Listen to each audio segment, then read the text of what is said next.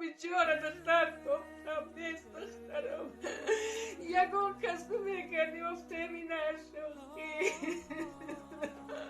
اشکای مادرمان خشک شد. هم در لبان مادرمان دوباره خنده هویدا شد. خونه شوهرش 2004 دهمی نویبر شوهرش دادم 5 ماه هر روز خونه شوهرش برو مدرب تا سلام دوستان عزیز، برادرای قدردان، روز هر یکت بخیر شدی باشه.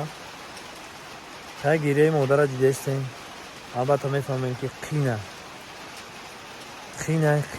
میگه که باور کنین، میگه فقط هم دختر من بیام دیگه یکم خورم ندارم، یکم بورم ندارم، فقط دخترم میخوام در پیش باشه.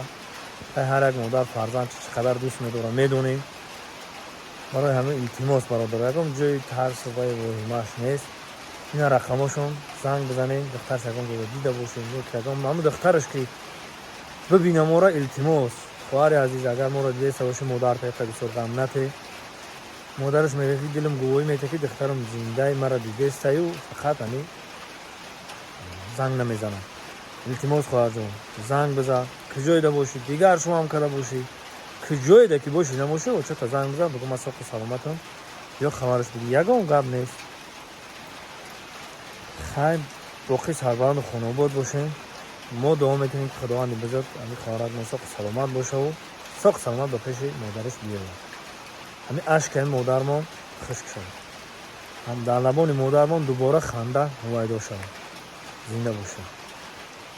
انا دوستان عزیز، با کل هموطنان و غریبانی در شهر مسکو بده و شما توصیه میتونم شرکت محیدین مرامدین رقمشون واتساپ دارن، مرامت زنگ بزنین. آفیسشون در مترو ودنی استادیون های آفیسشون مرامت کنین برادرها. البته ماشین های نو و زمانوی در خدمت شما های. مرامت تنها شما زنگ زدن برای گذشتن سرحد در خدمت شما شرکت محیدین. باقی سربلند و خانه آباد باشین، همه وقت جیبکاتون پری پل باشد. زنده باشین.